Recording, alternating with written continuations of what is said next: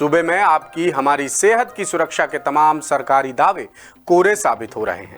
सरकार एक तरफ जनता की सेहत को लेकर कैंपेन चला रही है तो दूसरी तरफ खुद ही जनता को खतरे में डाल रही है। दरअसल खाद्य सुरक्षा अधिकारी जिला और तहसील स्तर पर फूड प्रोडक्ट्स की सैंपलिंग कर रहे हैं, लेकिन सैंपल्स की जांच करने वाली इकलौती सरकारी फूड सेफ्टी लैब में ही सारा कामकाज ठप पड़ा है, जिसकी वजह है national accreditation board for testing and calibration laboratories यानी NABL का एक्रीडिटेशन, जो अधिकारियों की भारी लापरवाही के चलते 4 महीने से अटका पड़ा है। अब मुसीबत यह है कि लैब में बीते 4 महीने में 4000 से ज्यादा सैंपल जमा हो गए हैं, लेकिन एक्रीडिटेशन यानी मान्यता ना होने से सैंपल्स की जांच नहीं हो पा रही है, और जब जांच ही नहीं होगी तो रिपोर्ट कैसे बनेगी।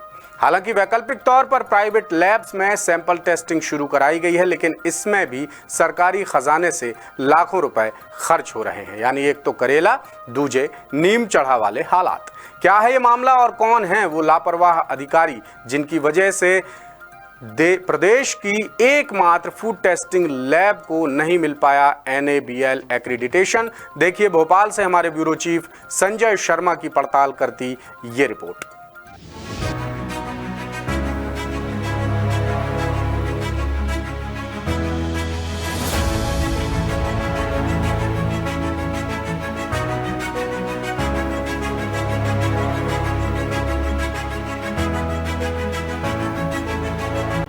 फिलहाल फेस्टिव सीजन चल रहा है और मध्य प्रदेश की इकलौती फूड सेफ्टी लैब बंद पड़ी हुई है। अब लैब बंद पड़ी है तो इसका असर आप पर क्या होगा ये भी हम आपको बताएंगे, और साथ ही ये भी बताएंगे कि लैब बंद होने के पीछे सबसे बड़े जिम्मेदार अधिकारी कौन कौन है। दरअसल मध्य प्रदेश के नागरिकों को कंटेमिनेटेड फूड आइटम्स यानी दूषित खाद्य सामग्री से बचाने की जिम्मेदारी खाद्य एवं औषधि प्रशासन विभाग की है, जो लगातार खाद्य सामग्रियों की सैंपलिंग कराता है, जिनकी जांच राजधानी भोपाल स्थित इकलौती फूड सेफ्टी लैब में होती है। फिर लैब से जारी रिपोर्ट के आधार पर दूषित सामग्री पाए जाने पर सामग्री बेचने वाले दुकानदारों और बनाने वाले निर्माताओं पर कार्रवाई की जाती है। खाद्य सामग्रियों के सैंपल की जांच कर रिपोर्ट बनाने के लिए खाद्य सुरक्षा एवं मानक अधिनियम यानी food safety and standards act के तहत national accreditation board for testing and calibration laboratories यानी NABL से मान्यता अनिवार्य है। इसके बिना लैब जांच ही नहीं कर सकती और रिपोर्ट की कोई वैधानिक मान्यता भी नहीं होगी। द सूत्र की पड़ताल में पता चला कि मध्य प्रदेश की state food and drug testing lab को साल 2023 में NABL सर्टिफिकेट मिला था, जिसकी 2 साल की अवधि पूरी हो चुकी है।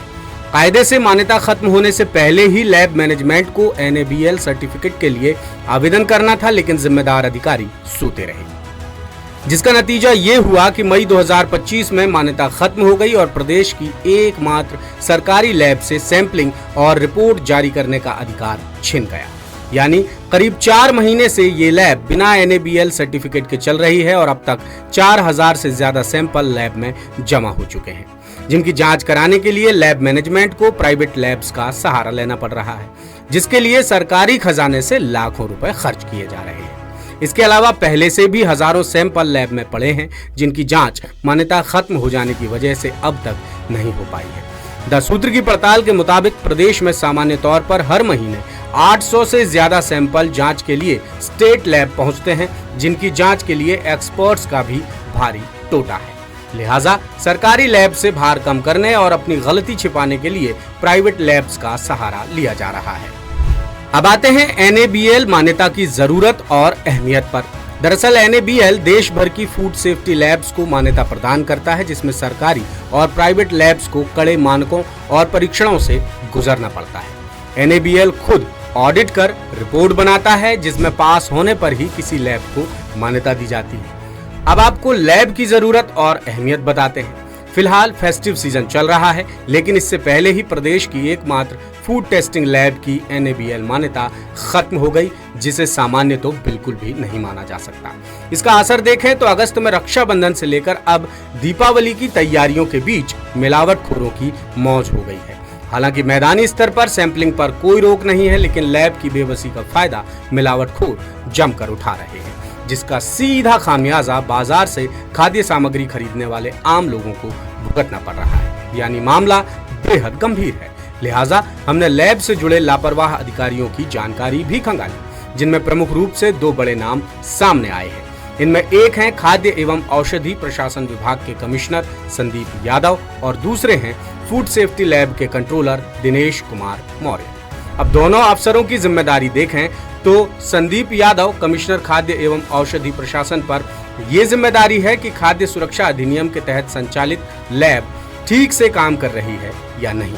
उनकी जिम्मेदारी ये भी है कि लैब में जांच रिपोर्ट मानक स्तर से जारी हो और NABL जैसी केंद्रीय संस्था से मान्यता समय पर बहाल होती रहे।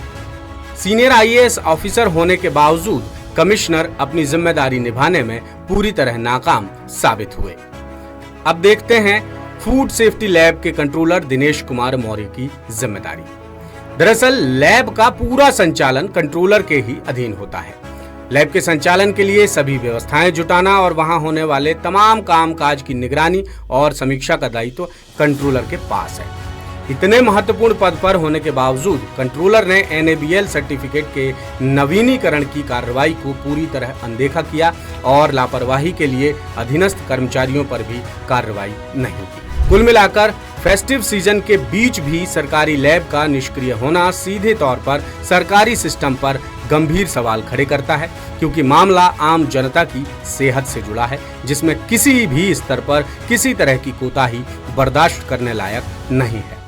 लेटेस्ट, इन्वेस्टिगेटिव और इन डेप्थ खबरें देखने के लिए ज्वाइन कीजिए द सूत्र का व्हाट्सएप चैनल, सब्सक्राइब कीजिए यूट्यूब चैनल, लाइक कीजिए फेसबुक पेज और पढ़ते रहिए वेबसाइट www.dasutr.com।